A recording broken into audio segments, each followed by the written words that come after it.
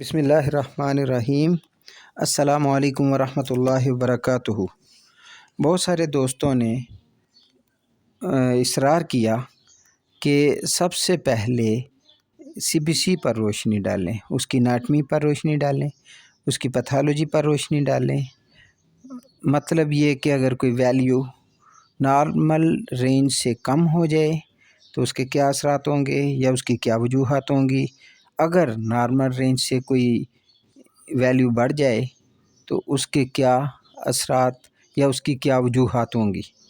تو ایسی دونوں صورتحال میں ان کی کون سی ادویات ہوں گی۔ چنانچہ میں نے سب سے پہلے اپنے دوستوں کو اصرار کو مقدم جانا اور اپنا جو پلان بنایا ہوا تھا لیکچرز ڈیلیور کرنے کا، اس کو فوری طور پر اپنے پلان کو پوسٹ پون کر کے یہ CBC پر انشاءاللہ آج ہم بات کریں گے۔ اس کا مقصد یہی ہے کہ ہمارے دوست جب جو سیکھنا چاہ رہے ہیں میں ان کو سکھا دوں، میں ان کو بتا دوں۔ تو میں ہوں سیالکوٹ سے ڈاکٹر عبدالحی۔ 0315809560 تو میں آج خون پر بات کروں گا۔ تو انشاءاللہ اچھا، خون جیسا کہ آپ جانتے ہیں کہ یہ ایک ایسا مائع ہے جو کہ پورے جسم میں خون کی نالیوں کے ذریعے گردش کرتا ہے۔ دل خون کو پمپ کر کے شریانوں کے ذریعے، آرٹریز کے ذریعے پورے جسم کو فراہم کرتا ہے، اور جسم سے خون وریدوں کے ذریعے، وینز کے ذریعے آپس میں ملاتا ہے، اور جسم خون کے ہر حصہ کو آکسیجن اور اس کی غذا فراہم کرتا ہے، اور جسم سے کاربن ڈائی آکسائیڈ حاصل کرتا ہے، جو ان کو پھیپھڑوں اور گردوں کے ذریعے اس سارے مواد کو خارج کرتا ہے۔ اس میں کاربن ڈائی آکسائیڈ پھیپھڑے سانس کے ذریعے باہر نکال دیتے ہیں، اور گردے فاسد مادوں کو پیشاب کے ذریعے جسم سے باہر نکال دیتے ہیں۔ خون جو بنتا ہے، اس کے بننے کا عمل ماں کے پیٹ سے شروع ہوتا ہے۔ اس کا آغاز ایمبریو کے یولک سیک سے ہوتا ہے۔ اس کے بعد اس میں جگر اور تلی اپنا کردار ادا کرتے ہیں۔ جب ایمبریو 5 ماہ کا ہوتا ہے تو یہ کام ہڈیوں کے گودا بون میرو میں شروع ہو جاتا ہے، اور جب بچہ پیدا ہو جاتا ہے تو یہ عمل اس کی تمام ہڈیوں میں آغاز ہو چکا ہوتا ہے، اور پھر عمر بھر یہ ہڈیوں کے گودا میں بنتا ہے۔ اس کے ساتھ جگر اپنا کردار ادا کرتا ہے۔ انسان کے اندر اس کی ہڈیوں کا گودا اس کے وزن کا 5% ہوتا ہے، 5% ہوتا ہے۔ اس میں ان کو بون میرو کے خوردبینی مائکروسکوپک ایگزامینیشن سے دیکھا جا سکتا ہے۔ اگر ہم اس کو خون کے جو اجزاء ہیں ان کو تجزیہ کریں تو اس کے اندر 45% ذرات جو ہیں ہوتے ہیں، یعنی سیلز ہوتے ہیں، اور 55% لیکوڈ سیال مادہ موجود ہوتا ہے، جس کو ہم پلازما کہتے ہیں۔ خون کی رنگت اس کے اندر پائے جانے والے مادے ہیموگلوبن کی وجہ سے ہوتی ہے۔ اب یہ ہیموگلوبن وہ مادہ ہے جس کی وجہ سے خون کی رنگت سرخ ہوتی ہے۔ یہ خون کے سرخ ذرات میں موجود ہوتا ہے۔ ایک صحت مند مرد میں اس کی مقدار 15.6 گرام فی 100 ملی لیٹر ہوتی ہے۔ ایک صحت مند عورت میں اس کی تعداد 12.7 گرام فی 100 ملی لیٹر ہوتی ہے۔ ہیموگلوبن در حقیقت ایک پروٹین مالیکیول ہے۔ اس کا کام یہ ہے کہ وہ آکسیجن کو پھیپھڑوں سے لے کر ہر سیل تک پہنچاتی ہے۔ عام صحت مند آدمی کا ہیموگلوبن مالیکیول 4 حصوں پر مشتمل ہوتا ہے۔ اس میں 2 الفا 2 بیٹا چین ہوتی ہیں۔ ہیموگلوبن ہمیشہ خون کے سرخ ذرات میں موجود رہتی ہے۔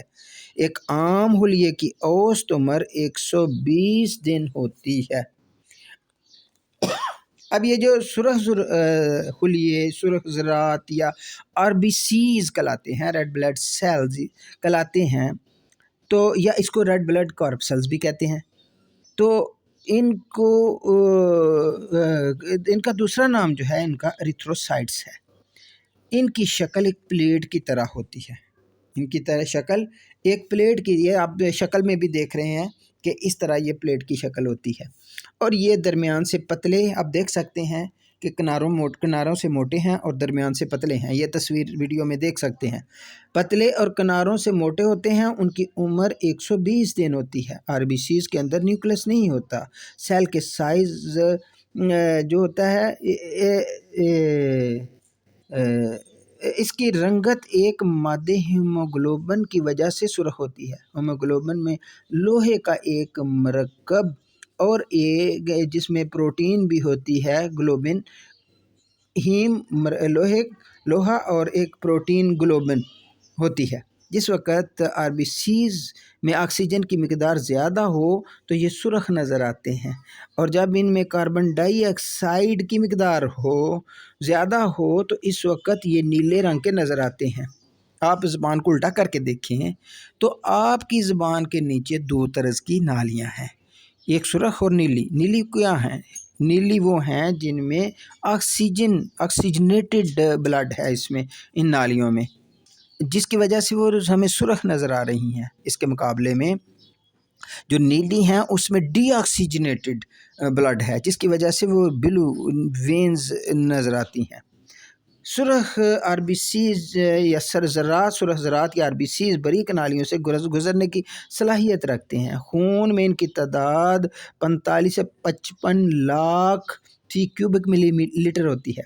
جب سرخ ذرات مردہ ہو جاتے ہیں تو ان کے مردہ ٹکڑے تلی سپلین میں جمع ہو جاتے ہیں۔ یہ میں نے کیوں بتایا؟ یہ اس کے ساتھ چونکہ ہم نے جب ادویات کی بات کرنی ہے تو ہمیں یہ تھوڑی سی انیٹمی کا پتہ ہونا ضروری ہے۔ ہمیں پتہ ہو کہ یہ جو ذرات ہیں یہ ہم نے کہاں کہاں سے ان کا پروسیس شروع ہوا اور کہاں ختم ہوا، اور اس کا کون ادویات اس پر کام کریں گی۔ تو آپ دیکھیں گے کہ جب ہم ادویات پر آئیں گے تو وہاں آپ دیکھیں گے کہ وہاں جگر سے متعلقہ ادویات کا ذکر بھی آپ سنیں گے، تلی سے متعلقہ ادویات بھی سنیں گے، تو اس طرح ہاضمے سے متعلقہ ادویات بھی سنیں گے، تو اس طرح آپ کو ہڈیوں سے متعلقہ بھی آپ ادویات سنیں گے۔ تو اس طرح آپ کو آسانی کے ساتھ ایک سارا آپ کے سامنے ایک لینڈسکیپ بنتا جائے گا، آپ کے سامنے ایک شکل بنتی جائے گی، انشاءاللہ پھر علاج کرنے میں آپ کو آسانی ہو جائے گی۔ تو آئیے ہم CBC چونکہ دیکھ رہے ہیں تو اس میں آج ریڈ بلڈ سیلز ہم نے ابھی کہا کہ نارمل مرد میں جو ہوتے ہیں ان کی مقدار جو ہوتی ہے 4.4، عورت میں 4 سے 5، تو مرد میں 4.4 سے 5.5 تک ہوتی ہے، عورت میں 4 سے 5 تک ہوتی ہے نارمل ویلیو۔ اب یہ ہے کہ جب یہ زیادہ ہو جائیں نارمل ویلیو سے، RBC زیادہ ہو جائے تو یہ ایریتھروسائٹوسس ہو سکتا ہے۔ اس کے لیے جو ادویات جن کی طرف توجہ دینے کی ضرورت ہے وہ ہیں ایکس ریز اور TNT، اور اس کے معاملہ اور بھی ہو سکتا ہے کہ اس کے آنکھوں کے آگے دھندلا پن ہو سکتا ہے، تو ایسی صورت میں چائنا، کاربویج اور یوفریزیا کی طرف توجہ دی جانی چاہیے، یا تھرمبوسس بھی ہو سکتا ہے۔ ایسی صورت میں ایلمسٹائیوا، پیچوٹرین اور اورم میٹیلکم کی طرف توجہ دی جانی چاہیے۔ یہ کوما میں بھی زیادہ ان کی مقدار ہو سکتی ہے، تو ایسی صورت میں امال نائٹریٹ، کیمفر کی طرف توجہ دی جانی چاہیے۔ یہ برین سٹروک کی وجہ سے بھی ایسا ہو سکتا ہے، ان کی تعداد زیادہ ہو سکتی ہے، تو ایسی صورت میں برائیونیا، گلونائن اور کاسٹیکم کی طرف توجہ دی جانی چاہیے۔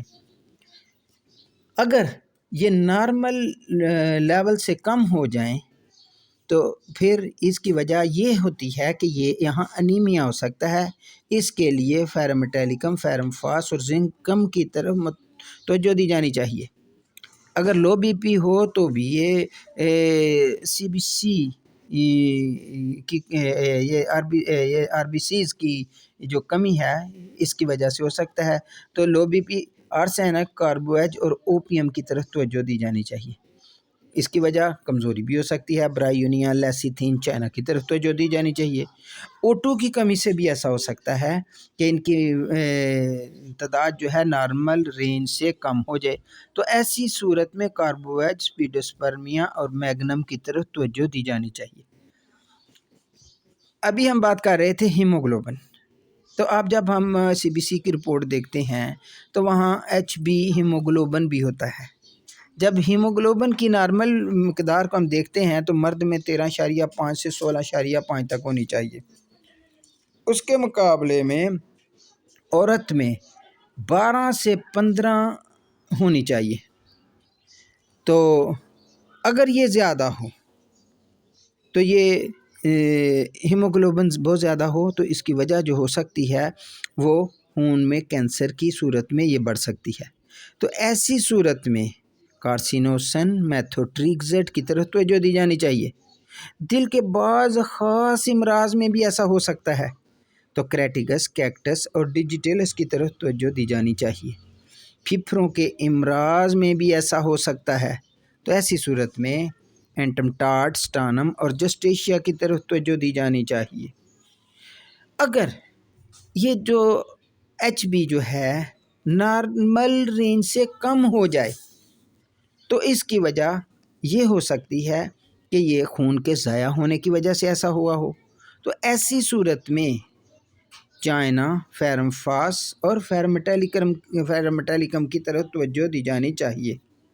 آر بی سیز کے پھٹ جانے سے کارسینوسن، وناڈیم وغیرہ کی طرف توجہ دی جانی چاہیے۔ کسی حصے کا کینسر ہو تو کارسینوسن، میتھوٹریکزیٹ کی طرف توجہ دی جانی چاہیے۔